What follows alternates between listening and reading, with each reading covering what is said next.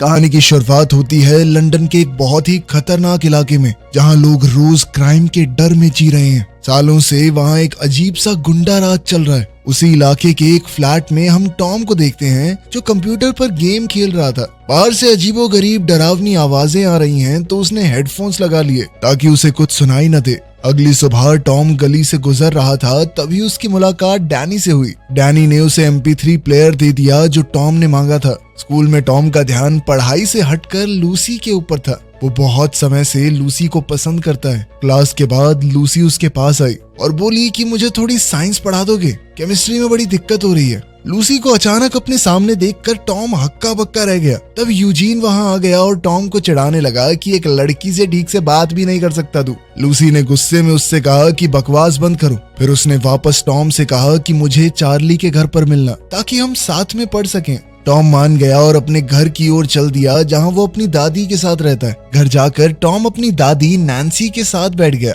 Nancy अपनी लिखी हुई एक नॉवल का उसे छोटा सा हिस्सा सुनाने लगी, लेकिन टॉम को किताब कुछ खास पसंद नहीं आई। फिर वो घर से निकल गया लूसी से मिलने के लिए। बाद में जब टॉम चार्ली के घर पहुंचा तो उसने देखा कि एक आदमी बेहोश पड़ा हुआ है। थोड़ी देर बाद गुंडों का एक झुंड कमरे से बाहर आ गया। वो गुंडे किसी की वीडियो बना रहे थे। टॉम ने डर कर भागने की कोशिश की, पर एक गुंडे ने उसे गोली मार दी और फिर सब लोग वहां से भाग गए। अब 10 दिन बाद टॉम की आंखें सीधा हॉस्पिटल में खुली। डॉक्टर ने बताया कि जब तुम भाग रहे थे तो तुम्हारा फोन एक टाइम पे तुम्हारे सर के पास था और गोली उसी वक्त फोन के लगी, जिसके बाद मोबाइल के कुछ हिस्से तुम्हारे सर में घुस गए, लेकिन ज्यादा नुकसान नहीं हुआ। डॉक्टर ने कहा कि अगर कोई अजीब चीज महसूस हो तो बता देना। तभी टॉम ने लूसी के बारे में पूछा कि वो ठीक है, जिस पर नैन्सी ने बताया कि लूसी तो ठीक होकर डिस्चार्ज भी हो गई।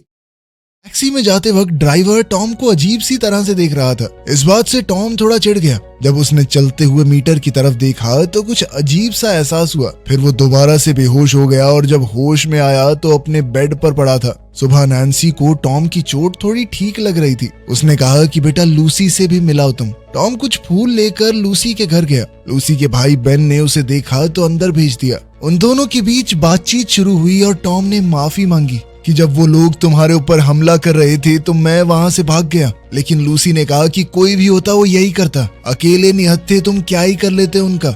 लेकिन फिर भी टॉम को लूसी को ना बचा पाने का पछतावा था। जब टॉम वहां से निकल रहा था तो उसे सभी बिजली से चलने वाली चीजों की आवाजें आने लगी। उसे लोगों की फोन कॉल्स तक सुनाई दे रही थी। उसका अजीब सा उल्टी जैसा मन हो गया। घर जाते जाते उसे हर एक इलेक्ट्रिक डिवाइस के ऊपर एक अजीब सा इंटरफेस दिखने लगा।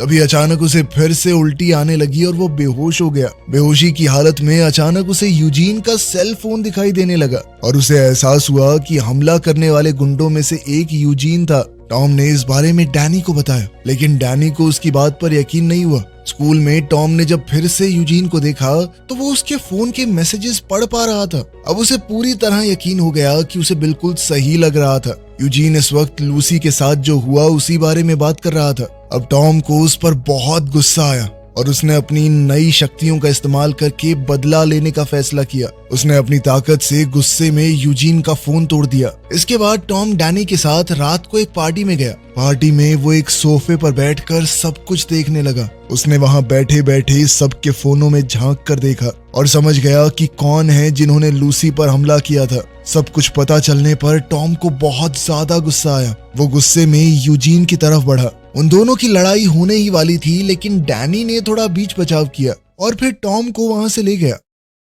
इसके बाद टॉम लूसी से मिलने उसके घर गया। जब दोनों बाहर आपस में बात कर रहे थे तो टॉम ने यूजीन और उसके गुंडों को बास्केटबॉल कोर्ट में जाते देखा। लूसी उन गुंडों को देखकर काफी घबरा गई। अपनी दोस्त को इस हालत में देखकर टॉम ने बदला लेने का प्लान बनाया। उसने अपनी दिमागी शक्तियों से यूजीन के फोन पर एक अननोन नंबर से मैसेज किया, जिसमें लिखा था कि मैं तुम्हें सबक सिखाने आ रहा हूँ। टॉम ने अगली सुबह अपने दुश्मनों का पीछा करना शुरू कर दिया। वो लोग एक इलीगल डीलर से मिलने जा रहे थे। उसने पीछे चलते चलते यूजीन के फोन को हैक कर लिया ताकि वो फोन के माइक से उनकी आवाज सुन सके। वहां से जाने के बाद भी टॉम ने उन्हें अकेला नहीं छोड़ा। वो जानबूझकर बार बार गुंडों के कमरे में लगी हुई इलेक्ट्रिक चीजें छेड़ने लगता।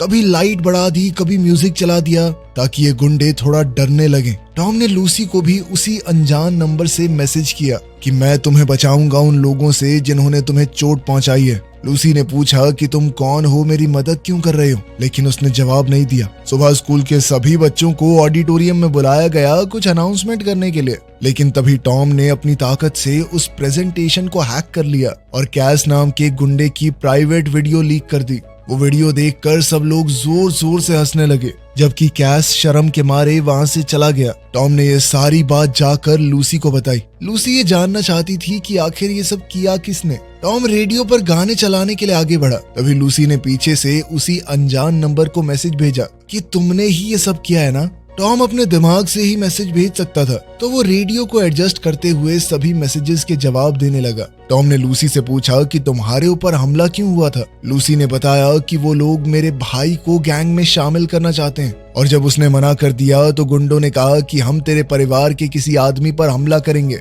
उन्होंने मौका देखकर लूसी को ही अपना शिकार बनाया। फिर लूसी ने पूछा कि ये तो बताओ तुम हो कौन, जिस पर टॉम ने लिख दिया कि मुझे तुम आई बॉय बुला सकती हो। कुछ दिन बाद टॉम और लूसी रात में घर की तरफ जा रहे थे, तब यूजीन और उसकी गैंग ने उन्हें रोक दिया।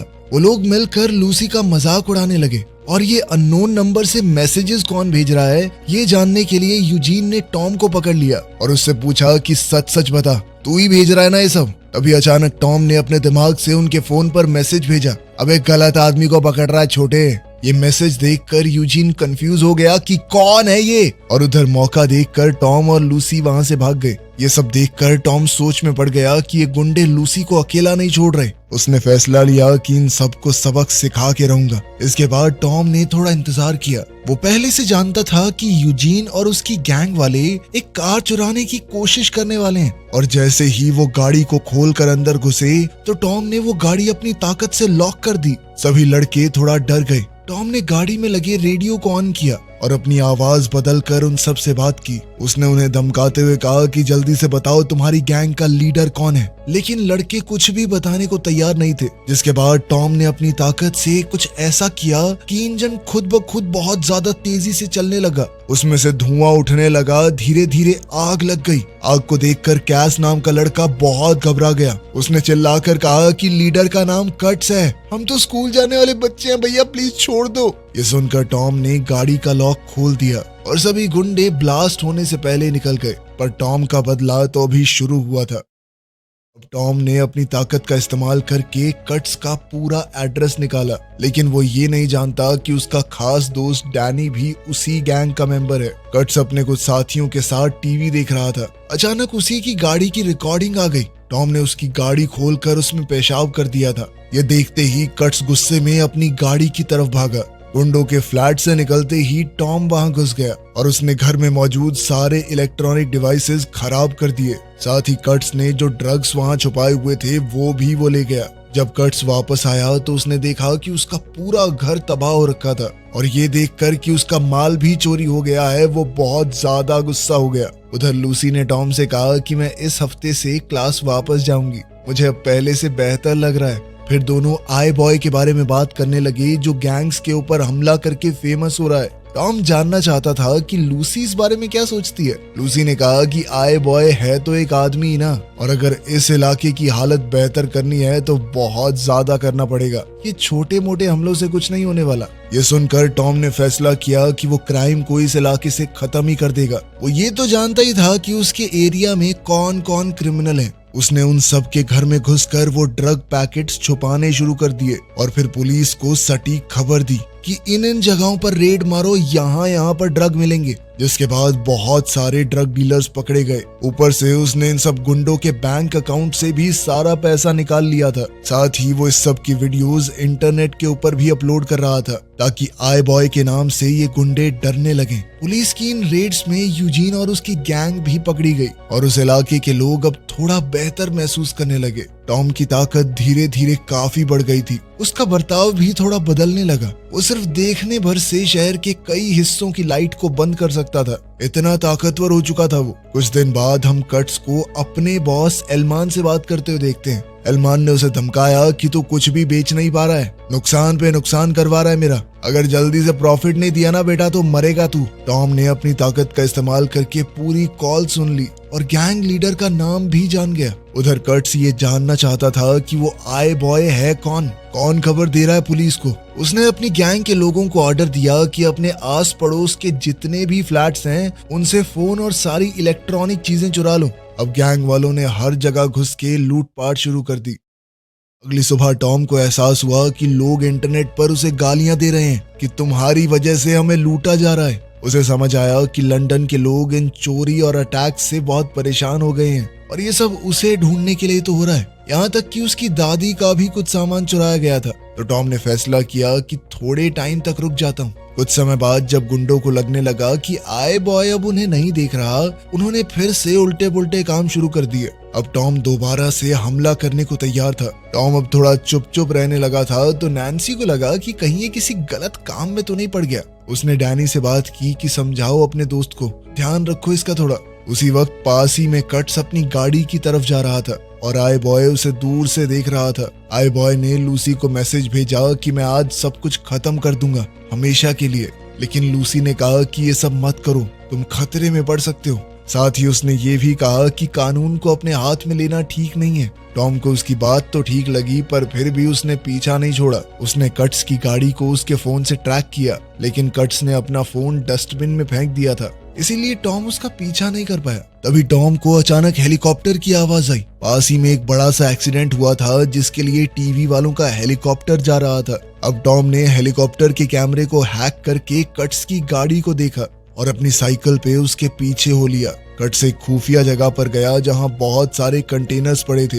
वहां पर वो अपने कुछ खास आदमियों से मिला। वो लोग यही प्लान कर रहे थे कि आई बॉय को कैसे निपटाना है। टॉम अंधेरे में छुप कर आगे गया। उसने एक गार्ड को देखा और अपनी पावर से बहुत सारी वीडियोस देखी कि ऐसी सिचुएशन में कैसे हमला करना है। फिर उसने उसी तरीके से हमला करके गार्ड को गिरा दिया। फिर वो ड्रग्स से भरी हुई एक क्रेट तक पहुंच गया और पूरे माल को आग लगा दी ताकि उन ड्रग डीलर्स का और नुकसान हो। पर इससे पहले टॉम वहां से निकलने लगता, कट्स और उसकी गैंग अचानक वहां आ गई और उसके ऊपर हमला बोल दिया। मार खाते हुए टॉम को लग रहा था कि उसका खेल खत्म, तो उसने बचने के लिए आसपास के इलेक्ट्रॉनिक डिवाइसेस से बहुत ही लो फ्रीक्वेंसी की आवाज निकलवाई, जो कि सभी गुंडों के कानों में बहुत तीखी चुभने लगी। वो दर्द के मारे बेहोश हो गए। कट्स ने गोली चलाने की कोशिश की लेकिन उसका निशाना नहीं लगा। टॉम वहां से बचकर भाग गया। टॉम वहां से बचकर निकल तो गया लेकिन अभी भी वो काफी जख्मी था। घर जाते वक्त वो एक लैंप पोस्ट से टकरा गया और बेहोश होकर गिर पड़ा। अगली सुबह जब टॉम को होश आया तो वो एक अनजान सी जगह में उठा। उसे ये भी नहीं पता था कि वो वहां कैसे पहुंचा। घर पर लूसी बार बार उसे कॉल कर रही थी कि वो साथ में स्कूल जाएंगे, क्योंकि अभी भी उसे अकेले जाने से डर लग रहा था और टॉम ने उससे वादा भी किया था। लेकिन जब टॉम ने फोन उठाया ही नहीं तो वो डरती डराती अकेली चली गई।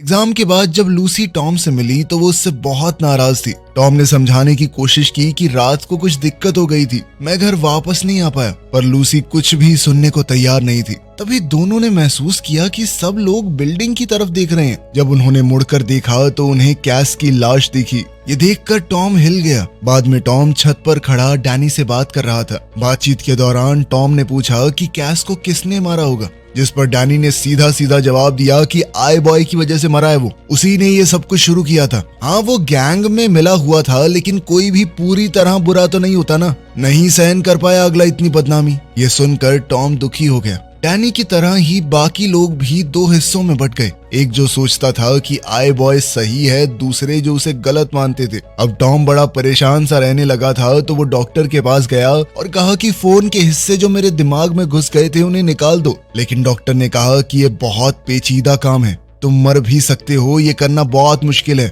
ये सुनकर टॉम उदास होकर वहां से चला गया। रात को टॉम ने अपने घर के दरवाजे पर किसी के खटखटाने की आवाज सुनी। जब वो देखने गया तो कट्स के आदमी ने उसे पकड़ लिया। उनके साथ गैंग का सबसे बड़ा बॉस एलमान भी आया था। नैन्सी अपने पोते को बचाने के लिए बाहर आई, लेकिन कट्स ने उसे जोर से मारकर बेहोश कर दिया और एलमान ने कहा कि दादी को उनके कमरे में ले जाओ। इसके बाद एलमान ने कहा कि मैं जानता हूँ कि तुम ही आई बॉय हो और अब तुम्हारे पास एक ही तरीका है जिंदा रहने का, मेरे साथ मिल जाओ, तुम्हारी जिंदगी बदल दूंगा। जिसके लिए टॉम ने मना कर दिया। ना सुनना एलमान को कुछ खास पसंद नहीं था और उसके गुंडे ने टॉम को नीचे गिरा दिया। फिर एलमान ने टॉम से कहा कि अच्छा एक काम करो, लूसी को ट्रैक करो ना। टॉम ने अपनी ताकत से लूसी को ट्रैक करने की कोशिश की। उसे पता चला कि लूसी को यूजीन और उसकी गैंग ने पकड़ लिया था। एलमान ने अपनी पहुंच का इस्तेमाल करके उन्हें जेल से निकलवा दिया था। टॉम को समझ आ गया कि अगर उसने हाँ नहीं कहा तो लूसी को मार दिया जाएगा।